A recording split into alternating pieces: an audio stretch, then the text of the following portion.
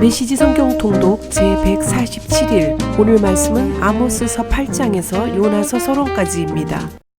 8장 넷째 환상 신선한 과일 한 바구니 나의 주 하나님께서 보여주신 환상이다. 그분이 내게 신선한 과일 한 바구니를 보여주시며 말씀하셨다. 아모스야 무엇이 보이느냐? 내가 말했다. 잘 익은 신선한 과일 한 바구니가 보입니다. 하나님께서 말씀하셨다. 맞다. 나는 이제 내 백성 이스라엘과 관계를 끝내련다. 더 이상 우리 사이에 아무 문제도 없는 척하지 않을 것이다.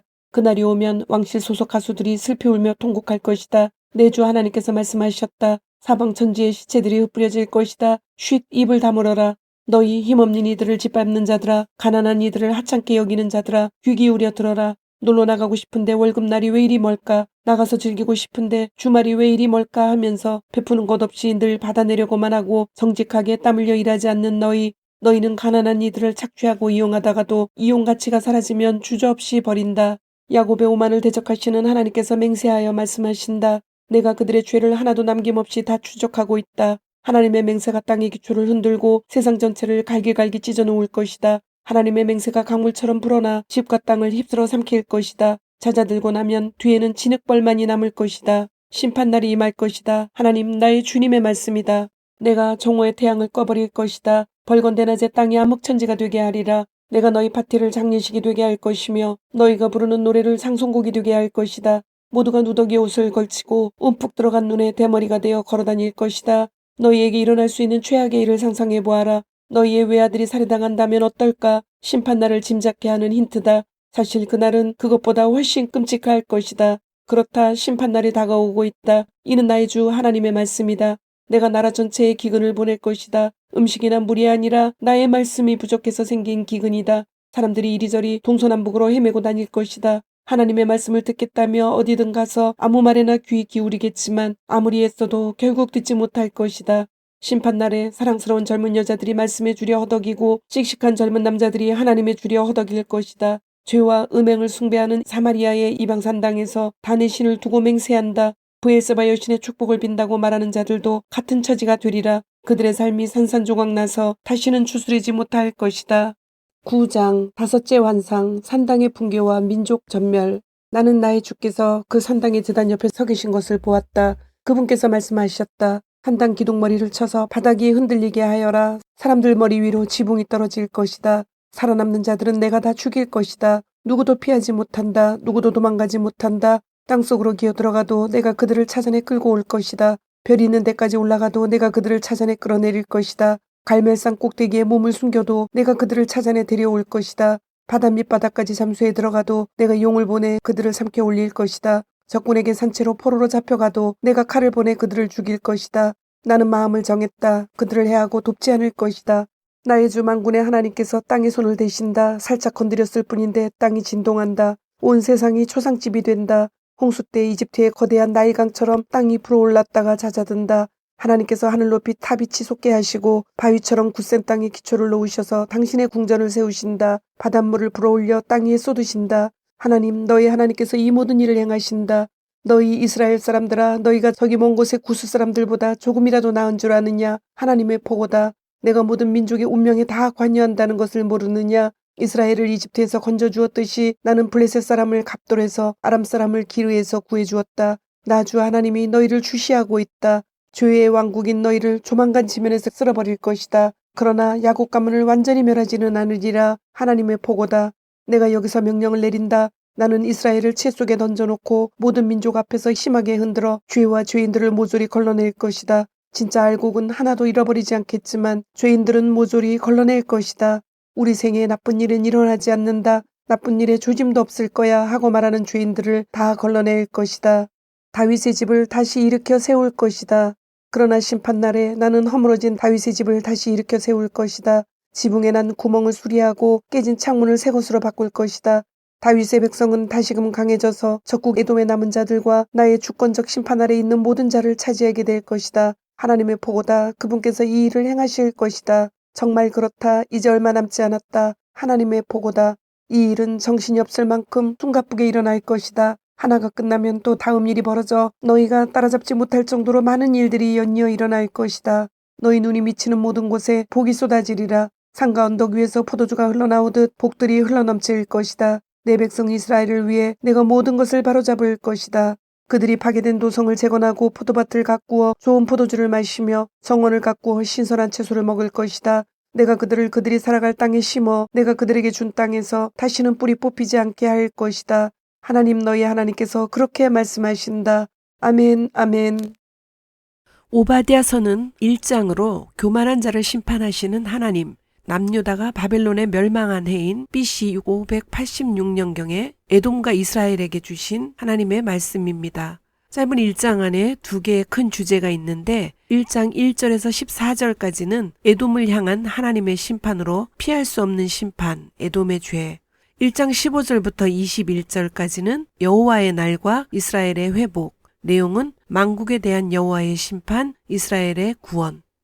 오바댜 서론. 성경의 어느 한 부분을 읽을 때에는 전체 맥락에 비추어 읽어야 한다. 단역에 불과해 보이는 오바댜에게도 분명한 자기 자리가 있다. 성경 안의 인물이든 성경 밖의 인물이든 사실 모두가 중요하다. 오바댜가 맡은 임무는 에돔에 대한 하나님의 심판의 말씀을 전하는 것이었다. 성경은 첫 무대인 창세기 25장에서 36장에서 쌍둥이 형제 야곱과 에서 이야기를 들려준다. 그들은 모태에서 나올 때부터 서로 다투었다. 야곱은 이스라엘 백성의 조상이 되었고 에서는 에돔 백성의 조상이 되었다. 이스라엘은 주로 요단강과 사해의 서쪽에 자리 잡았고 에돔은 남동쪽에 자리 잡았다. 이웃하는 그 두 민족은 늘 사이가 좋지 않았고 오랜 전쟁과 반목의 세월을 보냈다. 이스라엘이 패망하고 주전 722년에 먼저 북이스라엘이 아시리아에게 주전 586년 남유다가 바빌론에게 포로로 붙잡혀가자 에돔은 피를 나는 친족이 당하는 참사를 강 건너 불구경하듯 지켜보며 한껏 고소해했다. 그러나 하나님은 기뻐하지 않으셨다. 사악한 외적들이 예루살렘을 공습하여 약탈하는데도 그저 수수방관했다. 너도 그들 못지않게 악질이다. 자기 형제가 얻어맞고 있는데 고소해하다니 그래서는 안 되었다. 유다의 아들들이 진창에 처박히는 것을 보고 깔깔웃다니 그래서는 안 되었다. 고생하고 있는 그들에게 큰 소리를 해대다니 그래서는 안 되었다. 삶이 파탄난 그들을 되레 이용하다니 그래서는 안 되었다. 모든 사악한 민족들을 심판하실 하나님의 날이 가까이 왔다. 내가 행한 그대로 내게도 이루어질 것이다. 내가 행한 일이 부메랑이 되어 내 머리를 치일 것이다. 오바댜 11, 12, 15절. 언뜻 보기에 오바댜의 짧고 굵은 예언은 에돔이 하나님의 선민에게 저지른 잔인한 불의에 대한 맹렬한 고발장 같다. 에돔은 악당이고 하나님의 언약 백성은 희생자라는 식으로 말이다. 그러나 예언의 마지막에 등장하는 문장은 수세기에 걸친 증오와 반목과 독설을 박차고 나오는 커다란 진일보다 수세기에 걸쳐 에돔에게 괴롭힘을 당해온 이스라엘에게 돌연 계시된 내용은 장차 그들이 부당한 처지에서 벗어나 오랜 원수인 에돔 사람들을 통치하는 위치에 오르게 된다는 것이었다. 그러나 이스라엘의 몫은 받은 대로 돌려주는 안갚음이 아니었다. 그들이 할 일은 폭력의 악순환을 이어가는 것이 아니라 받은 통치권으로 하나님의 정의를 시행하는 것이었다. 그들은 자신을 새로운 맥락, 하나님의 나라로 바라보고 새로운 소명인 하나님의 통치를 나타내는 일을 깨닫는다. 21절 가운데 한 절로 미미하기는 하지만 이것은 분명 서강이다. 이것이 마지막 문구다.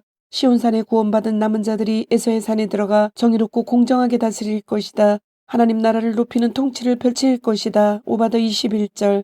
마지막 심판날의 핵심은 보복과 독설이 아니다. 오바댜의 예언 말미에는 정의의 서광이 있을 뿐이지만 그 서광은 점점 커져 마침내 빛의 나라를 이룰 것이고 그 나라에서 모든 민족이 영원한 하늘 보좌에서 임하는 정의로운 심판을 받게 될 것이다. 오바댜서 개요. 교만한 자를 심판하시는 하나님. 히브리어 성경은 오바디아라 하며 섬기다라는 뜻의 아바드와 여호와의 축약형인 야흐의 합성어로 여호와의 종, 여호와를 섬기는 자라는 의미이다. 영어 성경은 오바다이아라고 읽는다. 기록자, 오바댜서의 기록자인 오바댜는 이름만을 밝힐 뿐 그 외에는 알려진 바가 없다. 이름을 통해 알 수 있는 것은 독실한 신앙인의 자손이라는 것이며 구약 성경에 오바댜라는 이름을 가진 여러 명 중에 한 사람일 가능성이다. 다만 오바댜서의 내용을 통해 남유다의 멸망을 알 수 있으며 예레미야, 에스겔과 동시대 인물임을 알 수 있다. 기록 배경. 오바댜서의 기록 연대에 따른 배경은 여호람의 통치 기간에 에돔이 남유다에 대적하여 독립을 쟁취한 일과 블레셋이 아라비아와 함께한 연합군대가 예루살렘을 침략해 왕궁을 약탈한 일은 오바댜가 말하는 죄악에 해당한다. 에돔이 주도한 독립전쟁 이후 에돔은 50년 혹은 60년 동안 자신들의 왕을 세우며 독립을 유지했다. 그러나 아마샤와 아사랴의 정복전쟁으로 남유다에게 다시 장복된 에돔은 아하스 왕 때 다시 독립을 위해 침략을 감행했다. 에돔왕 카우스말라쿠는 북이스라엘 및 아람과 동맹을 맺고 남유다로부터 독립을 쟁취했으나 이 동맹은 아수르로 인해 깨졌다. 이는 남유다의 아하스 왕이 아수르 왕 디글랏빌레셀에게 원군을 요청했기 때문이다. 그 결과 남유다는 BC 732년 아수르의 속국이 되어 아수르가 바벨론에 멸망하기 전까지 100년 동안 아수르에게 조공을 바쳤다. BC 605년에 에돔은 바벨론의 속국이 되었고 BC 586년 바벨론이 남유다를 침공하자 에돔은 함께 이 전쟁에 참여하였다. 남유다가 패망하자 에돔은 헤브론을 수도로 삼았다. 바로 에돔이 수도로 삼은 헤브론 지역이 포로 후기의 이두메로 불리게 되며 헤롯 대왕의 고향이 된다. 기록연대 오바댜의 연대를 파악하는 데 중요한 열쇠는 하나님의 진노를 산 에돔의 죄악상이다. 10절에서 14절에 언급된 에돔의 죄는 그들이 형제 남유다를 대적하여 이방인과 연합한 후 예루살렘을 침략하고 약탈한 것이다. 역사적으로 남유다가 에돔과 다른 나라로부터 고난을 받았던 시기는 제5대 여호람의 통치 기간인 BC 848에서 843년, 제12대 아하스의 통치 기간인 BC 732년에서 715년경, 제20대 시드기야 통치 기간에 예루살렘이 멸망하고 성전이 붕괴되며 백성들이 포로로 잡혀가는 BC 586년이다. 에돔의 죄뿐 아니라 이스라엘의 회복을 약속하고 있는 내용을 담고 있는 점으로 볼 때 오바댜서는 북이스라엘의 멸망 후 남유다마저 멸망하여 회복 가능성이 전혀 보이지 않는 시기인 BC 586년경에 이스라엘의 희망을 전해주기 위해 쓰인 책으로 보는 것이 타당하다. 기록 목적 첫째, 에돔을 향한 하나님의 심판과 멸망을 선포하는 것이다. 형제가 고난을 당할 때 돕기는커녕 기회로 삼아 약탈과 학살의 구렁텅이로 밀어넣은 에돔을 향하여 하나님께서는 진노하셨다. 형제의 고통의 날에 기뻐하며 흥분했고 그것이 지혜인 양 자랑하던 그들은 빠져나갈 틈 없이 반드시 심판을 받을 것이다. 둘째, 이스라엘의 회복을 선언하는 것이다. 이스라엘이 회복되는 날, 구원의 날, 교만하였던 이들이 전멸되어 이 지구상에서 없었던 것처럼 되는 날에 남유다는 포로되었던 곳에서 시온송으로 돌아와 하나님의 구원을 노래하게 된다. 이스라엘의 회복은 곧 하나님께서 세상의 주권자이심을 드러내는 날이기도 하다. 하나님께서 에돔에 대해 말씀하신 오바댜의 묵심을 밝히며 시작하고 포로에서 귀환한 이스라엘이 시온산에서 에돔을 다스릴 것으로 끝을 맺는다. 오바댜 1장 하나님께서 에돔을 심판하시다. 오바댜가 전하는 메시지 주 하나님께서 에돔을 향해 하시는 말씀이다. 우리는 이 소식을 하나님께 직접 들었다. 사악한 민족들에게 보냄받은 한 특사를 통해 들었다. 일어나 전투태세를 갖춰라. 에돔과 전쟁을 벌일 준비를 하여라. 에돔아 귀 기울여 들어라. 내가 너를 보잘것없는 자로 만들려 한다. 사악한 민족들 중에 가장 멸시받는 보잘것없는 민족으로 만들려 한다. 너는 내가 대단한 자인 것처럼 굴었다. 산의 우두머리인 양 높은 바위 위에 앉아서 마음속으로 나를 건들 자 누구냐, 내게 손댈 자 누구랴 하고 생각했다. 그러나 이제 생각을 바꾸어라. 내가 독수리처럼 높디 높은 절벽 위에 보금자리를 잡더라도, 아니 별들 사이에 둥지를 틀더라도 내가 너를 땅으로 끌어내릴 것이다. 하나님의 확실한 말씀이다. 도둑이 들면 집이 몽땅 털리지 않느냐. 밤길에 강도를 만나면 가진 것을 다 털리지 않느냐. 에서는 그렇게 하나씩 뺏겨서 지갑과 호주머니를 다 털릴 것이다. 너의 옛 파트너들이 너를 궁지로 몰고 너의 옛 친구들이 너를 대놓고 속여먹을 것이다. 너의 옛 술친구들이 내 등에 칼을 꽂을 것이다. 너의 세상이 무너지리라. 주먹이 어디서 날아오는지도 모를 것이다. 그러니 놀라지 마라. 이는 하나님의 확실한 말씀이다. 내가 에돔에서 현인들을 다 쓸어버리고 에서의 산에서 유명한 현자들을 모조리 없애버릴 날이 올 것이다. 대만아, 너의 위대한 영웅들이 너를 버리고 도망칠 것이다. 에서의 산에 남아있는 자 아무도 없으리라. 내가 내 형제 야곱에게 행한 잔악한 일들이 낱낱이 역사에 기록되었다. 그 일로 너는 모두에게 멸시를 받을 것이다. 역사의 설 자리를 이룰 것이다. 그날 너는 팔짱을 낀 채 그저 보고만 있었다. 낯선 자들이 내 형제의 군대를 붙잡아 끌고 가는데도, 사악한 외적들이 예루살렘을 공습하여 약탈하는데도 그저 수수방관했다. 너도 그들 못지않게 악질이다. 자기 형제가 얻어맞고 있는데 고소해야 하다니 그래서는 안 되었다. 유다의 아들들이 진창에 처박히는 것을 보고 깔깔 웃다니 그래서는 안 되었다. 고생하고 있는 그들에게 큰 소리를 해대다니 그래서는 안 되었다. 삶이 파탄난 그들을 되려 이용하다니 그래서는 안 되었다. 그들의 고난, 그들의 비참한 모습을 보며 웃고 떠들다니 다른 민족들은 몰라도 너만큼은 그래서는 안 되었다. 얻어맞아 바닥에 쓰러진 그들의 옷을 벗겨가다니 그래서는 안 되었다. 길끝에서 기다리고 섰다가 피난민의 길을 막지 말았어야 했다. 모든 것을 잃고 목숨만 건진 무력한 생존자들에게 등을 돌리다니 그래서는 안 되었다. 이스라엘의 승리, 모든 사악한 민족들을 심판하실 하나님의 날이 가까이 왔다. 내가 행한 그대로 내게도 이루어질 것이다. 내가 행한 이 일이 부메랑이 되어 내 머리를 칠 것이다. 너희가 내 거룩한 산에서 파티를 벌인 것처럼 모든 사악한 민족들이 하나님의 진노를 마시게 될 것이다. 마시고 마시고 또 마시고 그렇게 마시다 꼬꾸라질 것이다. 그러나 시온산은 다르다. 그곳에는 쉼이 있다.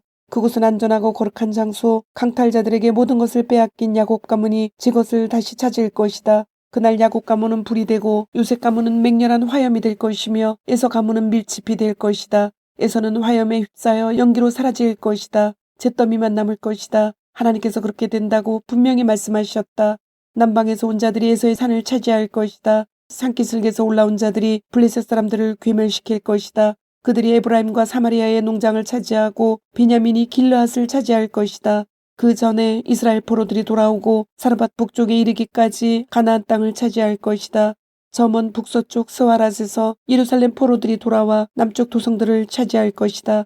시온산에 구원받은 남은 자들이 에서의 산에 들어가 정의롭고 공정하게 다스릴 것이다. 하나님 나라를 높이는 통치를 펼칠 것이다. 아멘, 아멘. 요나서는 4장으로 이방인뿐만 아니라 육축까지도 사랑하시는 하나님, 북이스라엘의 13대 왕 여로보암 2세의 통치 시기인 BC 774년에서 760년경의 기록입니다.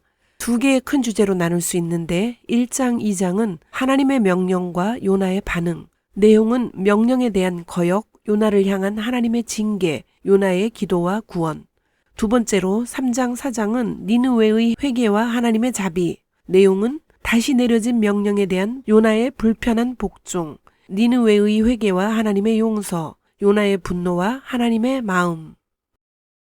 요나서 서론. 요나를 모르는 사람은 없다. 성경을 한 번도 읽어보지 않은 사람도 고래 운운하며 우스갯소리를 할 만큼 그를 알고 있다. 그 정도로 요나 이야기는 우리에게 친숙하다.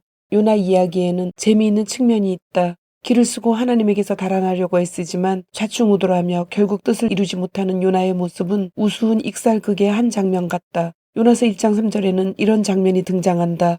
요나는 일어나서 하나님을 피해 다른 방향인 다스스로 달아났다. 하나님에게서 최대한 멀리 달아나려는 것이었다.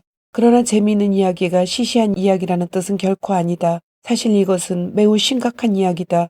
미소 짓거나 때로는 웃어가며 요나서를 읽어 내려가다 보면 어느새 하나님과 안전거리를 유지하기 위해 우리가 세워놓은 경계들이 풀어지면서 꼼짝없이 하나님의 뜻과 명령을 마주하게 되는 경험을 하게 된다. 예외 없이 모두가 그렇다.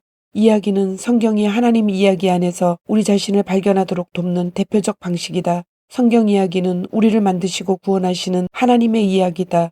진리에 대한 추상적 진술들과는 달리 이야기는 독자의 옆구리를 꾹꾹 찔러 그 이야기 속에 뛰어드는 참여자로 만든다. 우리는 어느 순간 무대 위에 올라가 있다. 처음에는 구경꾼이나 비평가로 시작했더라도 참으로 탁월한 이야기인 성경의 탁월한 이야기를 만나면 어느새 이야기를 듣는 사람에서 이야기 안의 사람으로 바뀐다.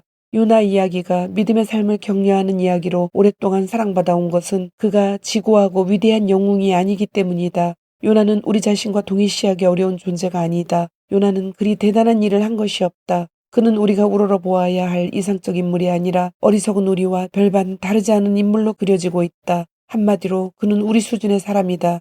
요나는 결국 니느웨에서 말씀을 전하기는 하지만 심지어 바른 일을 할 때도 잘못을 저지른다. 하나님께 화를 낸다. 그러나 하나님께서는 처음부터 끝까지 그런 요나의 어리석음을 재료로 삼아 일하시고 결국 당신의 목적을 이루어내신다. 우리 모두에게 성경의 요나 같은 친구가 한두 사람쯤은 꼭 있어야 한다.